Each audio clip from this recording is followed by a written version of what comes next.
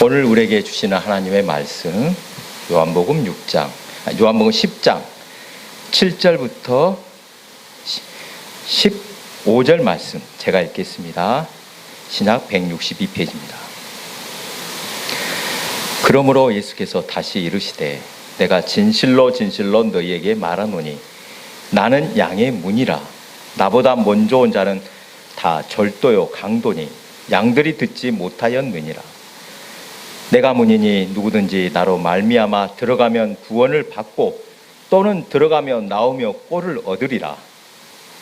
도둑이 오는 것은 도둑질하고 죽이고 멸망시키려는 것뿐이요 내가 온 것은 양으로 생명을 얻게 하고 더 풍성히 얻게 하려는 것이라. 나는 선한 목자라. 선한 목자는 양들을 위하여 목숨을 버리거니와 삭구는 목자가 아니요 양도 제 양이 아니라. 이리가 오는 것을 보면 양을 버리고 달아나나니 이리가 양을 물어가고 또 해치느니라. 달아나는 것은 그가 삭군인 까닭에 양을 돌보지 아니함이나 나는 선한 목자라.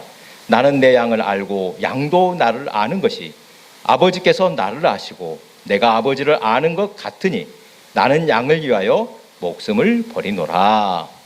아멘. 우리 함께 인사 나눕니다. 보고 싶었습니다. 네, 사랑합니다. 주일이 많이 기다려졌습니다. 네, 우리는 한 가족입니다. 진짜 가족 같아야 됩니다. 제가 믿는 가정을 신방할 때 집에 성화가 하나씩 걸려 있습니다. 가정만이 아니라 교회에도 가보면 어디 교회 복도 같은데 예수님이 나오는 성화가 딱 걸려 있는데 그 중에 흔하게 볼 수 있는 그림이 하나 있습니다. 공통으로 볼 수 있는 거. 예수님 얼굴 모양, 그건 진짜 예수님 얼굴인지 잘 모르죠. 그러나 여러분 자주 보는 모습, 어떤 모습 봅니까? 목자 되시는 예수님께서 풀밭 양떼들 가운데 한 마리 양을 품에 안고 있는 모습 아마 보셨을 것입니다. 어떤 수많은 성화 중에서도 이 선한 목자가 되시는 예수님의 모습 가장 아름다운 것 같습니다. 우리는 주변에서 양을 쉽게 볼 수 있다면 목자와 양의 관계를 더욱 잘 이해할 텐데 우리 환경은 이런 목축과 거리가 있어서 이것이 조금 아쉽습니다. 대관령만 가도 양떼가 있어서 양을 잘 알 수 있을 텐데 성경에서는 하나님과 이스라엘 관계를 목자와 양으로 표현하는 곳이 많습니다. 그렇죠? 왜 그렇게 표현하셨습니까? 그곳 환경에서는 양을 치는 일, 또 양을 잘 알기 때문에 그런 표현을 사용하였을 것입니다. 그래서 친밀한 관계를 나타낼 때, 표현할 때 목자와 양만큼 적절한 표현은 없을 것입니다. 물론 부모와 자식도 친밀한 관계가 맞습니다. 그런데 자식은 부모 마음 아프게 할 때가 많습니다. 그렇죠? 참 자녀들 말 안 들으면 속 아프죠. 속 썩을 때가 얼마나 많습니까? 하지만 목자와 양은 한결같습니다. 목자와 양은 운명 공동체이기 때문에 친밀할 수밖에 없습니다. 목자는 양을 보호하고 양들은 목자에게 기쁨을 줍니다. 시편에서 시인은 하나님과 하나님의 백성 이 둘의 관계를 목자와 양으로 표현하는 것이 많이 있습니다. 여러분 잘 아시죠? 시편 23편 여호와는 나의 목자시니 내게 부족함이 없으리로다. 그가 나를 푸른 풀밭에 누이시며 쉴만한 물가로 인도하시는도다. 시편 150편 중에서 저는 여러분도 그러실 것입니다. 이 23편이 얼마나 아름다운지 가장 아름다운 시편 중에 하나인 것 같습니다. 본문에도 목자와 양의 관계가 잘 나오는데 자, 목자와 양의 관계 제일 중요한 거 첫째 안다입니다. 안다. 목자는 양을 알고 양은 목자의 음성을 안다. 이것이 중요합니다. 여기서 아는 것은 그냥 지식으로 아는 것이 아닙니다. 깊이 아는 것입니다. 사랑을 주고받는 알을 의미합니다. 속마음까지 아는 것, 스며들어 일치를 이루는 것, 이것입니다. 눈으로 봐야 아는 것이 아니라 마음으로 아는 것. 그런데 여러분, 사람들이 안다고 할 때 그 아는 것은 판단을 의미합니다. 내가 아는 것이 판단하는 기준이 되는 것입니다. 누구를 아는데 이런 사람이다 라고 말할 때가 있습니다. 그렇죠? 내가 누구 아는데 이런 사람이야 라고 말하는 거 들어보셨을 것입니다. 사실은 그 말은 아는 것도 아니고 판단이 옳은 것도 아닙니다. 안다고 하지만 전부를 아는 것도 아니고 자기가 보는 것의 일부만 알고 그 일부를 가지고 전부를 판단했다 그러면 그것이 옳은 것도 아니라는 것입니다. 친밀한 관계로 있어야 알면 하나이기 때문에 판단하지 않습니다. 사랑하는 존재, 소중한 존재 그 자체이기 때문입니다. 이렇듯이 목자와 양은 서로를 알고 따르고 인도합니다. 그 다음에 목자가 하는 일 보십시오. 10절 하반절에 내가 온 것은 양으로 생명을 얻게 하고 또 풍성히 얻게 하려는 것이라 말씀합니다. 목자는 양들의 생명을 보호하고 풍성하게 합니다. 목자의 임무 중 가장 중요한 것이 바로 이것입니다. 양들의 생명을 지켜서 풍성하게 하는 것입니다. 푸른 풀밭과 맑은 물로 인도합니다. 또 사나운 짐승으로부터 보호해 주기도 합니다. 목자가 양들을 보호하고 돌볼 때 어느 정도까지 합니까? 아마 사람들은 할 만큼 했다, 그 이상은 나도 어쩔 수 없다라고 말할 때가 있을지 모릅니다만 진짜 선한 목자는 그러지 않지요. 여러분, 제가 언젠가 뉴스를 보니까 산불이 나서 소를 키우는 목장으로 변질 때 한 농부가 그 사람 피하지 않고 농장에 남아서 이렇게 말합니다. 소를 놔두고 떠날 수 없습니다. 이 말하는 모습을 보았습니다. 대부분의 농장 주인들은 어쩔 수 없다라면서 떠났습니다.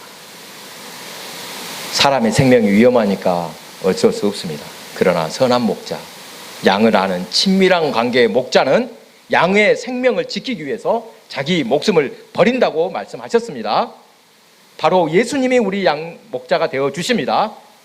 양들이 생명을 얻게 하고 풍성하게 하도록 자기 목숨을 버릴 수 있는 목자, 그분이 바로 선한 목자 되시는 우리 주님이십니다. 선한 목자이신 주님은 양을 위해 기꺼이 생명을 내어 주셨습니다. 물론 사람들에게서는 양들을 살리려고 자기 목숨을 버리는 선한 목자 찾아보기 어렵습니다. 자기 중심의 이기적인 생각을 하기 때문입니다. 아니, 사람이 목자가 중요하지 짐승인 양이 더 중요하냐 이렇게 말할 것입니다. 또 나부터 살아가는 것은 당연하다, 그렇죠. 그러나 선한 목자는 철저하게 이타적인 생각을 가집니다. 자신을 버리면서도 양을 구합니다. 양이 먼저라는 것입니다. 양들이 자신의 기쁨이요 모든 것이니까 포기할 수 없다는 것입니다. 하나님과 이스라엘 택하신 백성의 관계를 목자와 양으로 표현하는 것은 기독교가 이타적인 종교요 희생의 종교임을 보여줍니다. 하나님은 택하신 백성을 사랑하심으로 그들을 위해 어떤 희생도 감수하신다는 것입니다. 그들의 고통하며 신음하는 소리를 외면하지 않으십니다. 그들의 부르짖음을 들으시고 두려움에 떠는 백성을 살피시고 생명을 살리기 위해 무슨 일이든 하시는 하나님의 모습입니다. 여러분, 조건이 없으신 하나님의 사랑, 한이 없으시고 우리를 죽기까지 사랑하시는 하나님의 그 사랑을 믿으시기 바랍니다. 그런데 오늘 꼭 들려드릴 말씀, 목자만 선한 목자가 되어서는 안 됩니다. 그러면요, 양들도 목자를 알아야 한다는 것입니다. 하나님의 백성도 하나님의 마음을 알아야 하고 그분을 사랑하고 하나가 되어야 한다는 말씀입니다. 목자와 양의 비유가 적절한 것은 목자를 따르는 양들의 무리를 볼 때 그것이 풍요로운 풍경만이 아니기 때문입니다. 무슨 말씀이냐? 바로 양의 성격이 성질 때문에 양과 목자의 비유가 적절하다는 것입니다. 여러분, 양이 순한 것 같지요? 순합니까? 말 잘 들을 것 같지요? 그렇지가 않다고 합니다. 양이 엄청나게 고집이 세다고 합니다. 목자가 이끄는 대로 따르지 않습니다. 제 마음대로 다니는 양들이 있어서 들에서는 목자 한 자 못 합니다. 그래서 양치기 개가 꼭 필요하다고 합니다. 성경에 길리의 양의 비유도 있고 이사야서 53장 6절에는 우리는 다 양 같아서 그릇 행하여 각기 제 길로 갔다라는 고백도 합니다. 그런데 흥미롭게도 그들의 양들이 누구 말은 듣느냐? 목자 말은 그렇게 안 들은데 그들의 우두머리 양은 잘 따른다고 합니다. 대장 양이 한 마리씩 있답니다. 이런 습성을 알고 이 우두머리 양을 인도하면 다른 양들도 쉽게 이끌 수 있다고 합니다. 재밌는 것이 우두머리가 가다가 발을 헛디뎌서 주춤하면은 뒤따르던 양들도 멀쩡한데도 그것을 흉내내서 자기들도 쩔뚝 이렇게 주춤한다고 합니다. 얼마나 우습습니까? 어리석고 미련한 양의 모습입니다. 우리 인간들도 똑같습니다. 고집 세고 어리석고 미련합니다. 하지만 목자는 이런 양을 위해서 자기 목숨을 버리십니다. 자기 양을 사랑하는 목자의 그 마음을 아는 양들은 목자를 신뢰하고 따를 수밖에 없습니다. 그 음성을 듣고 따라야 하는 것입니다. 본문의 예수님은 목자와 양의 비유를 말씀하시면서 선한 목자와 비교되는 여기서 나오는 강도, 또 절도, 사꾼 목자를 말씀하십니다. 강도나 절도는 양을 훔치려는 자, 양의 생명을 해치려는 자들입니다. 그들은 문으로 들어가지 않고 다른 데로 넘어갑니다. 그러죠? 문으로 들어가지 않는 목자는 선한 목자가 아니라 강도나 도둑일 뿐이다. 또 사꾼 목자는 자기 이익을 위해서 일하기 때문에 양들을 버리고 자기 목숨을 지키려고 합니다. 내 목숨이 먼저지. 그러면 양들은 강도나 사꾼 목자와 선한 목자를 어떻게 구분할 수 있을까? 목자를 사랑하고 친밀한 관계에 있다면 선한 목자의 음성을 따르고 거짓 목자를 따르지 않을 것입니다. 먼저 알고 사랑해야 된다는 것입니다. 친밀한 관계에 있어야만 합니다. 하지만 양은 고집이 세고 어리석고 미련합니다. 그래서 자기 생각에 사로잡혀 이기적인 생각으로 거짓 목자를 따라가 목숨을 잃을 수도 있습니다. 이것은 참으로 안타까운 모습입니다. 오늘 본문에 예수님께서 목자와 양의 비유를 들려주시는 것은 앞에 이 9장과 관계가 있습니다. 이 9장에 어떤 내용이 나옵니까? 날 때부터 맹이었던 사람을 예수님께서 고쳐주셨습니다. 그런데 바리새인들이 그 사람을 공동체에서 쫓아냈다는 말씀을 들으셨습니다. 아니, 선한 목자라면 병든 양이 있어. 그러면은 치료해 주는 거 당연하고 기뻐할 일 아닙니까? 그런데 공동체에서 돌봐줘야지 마땅한데 바리새인들은 맹인을 고쳐주신 주님을 비난하고 죽이려고 했습니다. 또 치유받은 그 사람을 어떻게 했습니까? 쫓아냈습니다. 왜요? 주님을 고백했다는 이유로 공동체에서 쫓아냈습니다. 쫓겨났다. 그것은 우리에서 쫓겨난 것과 같습니다. 보호받지 못하고 위험에 빠지는 것입니다. 그렇게 자기 영을 위험에 빠뜨리는 목자는 선한 목자가 아니라 강도나 절도요, 사꾼 목자라는 것입니다. 예수님은 나는 양의 문이다 말씀하십니다. 양들은 예수 그리스도의 문으로 통해야만 생명을 얻습니다. 그 문으로 들어가지 않고 다른 데로 들어가는 목자는 거짓 목자입니다. 또 양들을 알지 못하고 양의 생명을 빼앗으라고 할 뿐입니다. 여러분 제발 좀 이걸 구분하시기 바랍니다. 예수께서 양의 문이라고 말씀하신 것은 양과 선한 목자를 구분하는 기준입니다. 곧 양은 문을 통해 들어갈 때 생명을 얻고 보호를 받습니다. 하나님의 백성인 우리가 예수 그리스도를 고백함으로 하나님의 백성이 되어 생명을 얻고 보호를 받게 되었습니다. 여러분 우리 주변에 정말 이단들도 마찬가지입니다. 자기들은 아무리 예수님을 앞세우고 있지만 이들은 양의 문을 통과하지 않은 거짓 목자가 있습니다. 그렇죠. 말로만 예수를 말하지만 정말로 예수님께서 그리스도이시고 구원자임을 믿지 않습니다. 자기들 교주가 있다고 합니다. 백성들을 선동하여 미혹하는 자들입니다. 성도들을 하나님에게서 멀어지게 하는 자들, 그들은 이리와 같은 자들입니다. 목자 중에도 이런 거짓 목자가 있다는 것입니다. 양들을 위험에 빠뜨린 자들. 거짓 목자는 예수님 시대에도 있었고 지금도 있습니다. 좋은 목자인 척하지만 그들은 하나님의 양들을 미혹하고 생명을 위험하게 하여 자기 이익을 챙기려는 자들입니다. 우리는 선한 목자인 주님을 알아야 합니다. 아멘. 거짓 목자를 따르지 않으려면 목자를 분명히 알아야 합니다. 주님을 사랑하고 주님이 나를 지키시고 내게 생명을 주신 분임을 고백하는 것입니다. 여러분, 우리는 주님을 제대로 알고 있습니까? 정말 주님 잘 아십니까? 옛날에 철저하게 우상을 섬기던 사람이 예수를 믿고 신앙생활 하는 모습 보신 적 있습니까? 유별난 사람 보신 적 있습니까? 제가 아는 어떤 분, 제가 직접 만난 분입니다. 이분은 새벽마다 교회를 나오시는데 항상 머리가 젖어서 나왔습니다. 물어보니까 왜 젖었겠습니까? 아침마다 머리를 감고 새 옷을 딱 목욕까지는 안 하신가 모르겠습니다. 항상 그 겨울에도 머리를 꼭 감고 옷을 단정하게 입고 교회에 나오시는 분이었습니다. 신을 섬겨본 사람이라 하나님을 어떻게 섬겨야 하는지 아는 것입니다.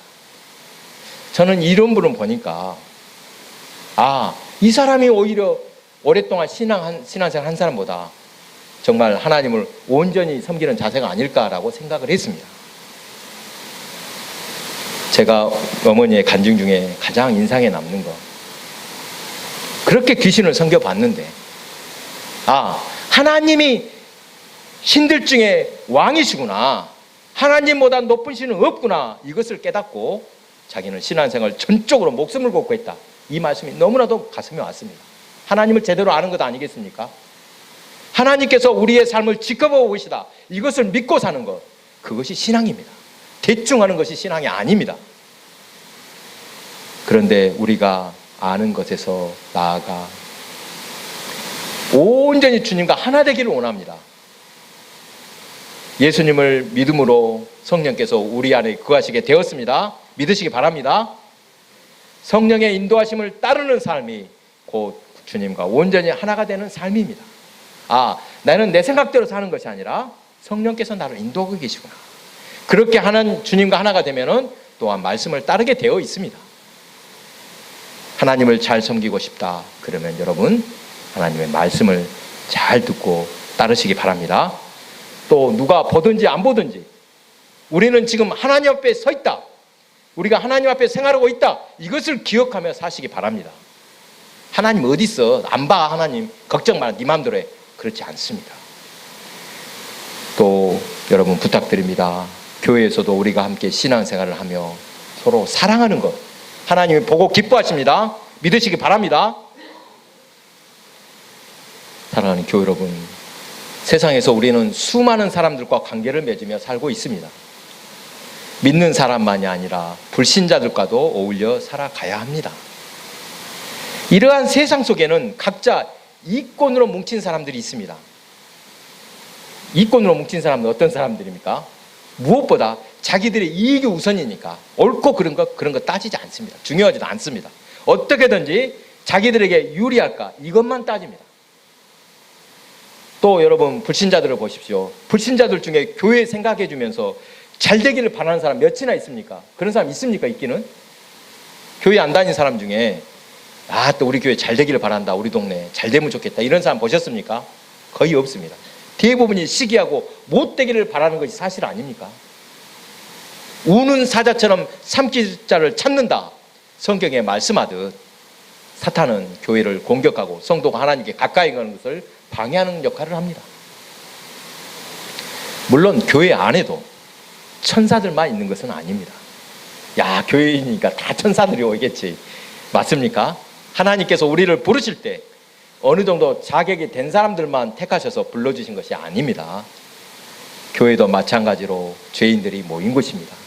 그런데 이것 한 가지는 다릅니다. 세상 사람이라 다를 것 별로 없는데 딱 한 가지, 목자의 음성을 듣고 따라가겠습니다. 이렇게 모인 양들이라는 사실입니다. 아멘. 양들은 목자의 음성을 알고 들어야만 합니다. 신앙생활을 한다면서도 주님의 말씀을 따르지 않으면 무슨 소용이 있겠습니까? 양들은 선한 목자의 음성을 알고 따른다고 했습니다. 여러분, 수차례 강조합니다. 또 강조합니다. 신앙생활 오해하지 마시기 바랍니다.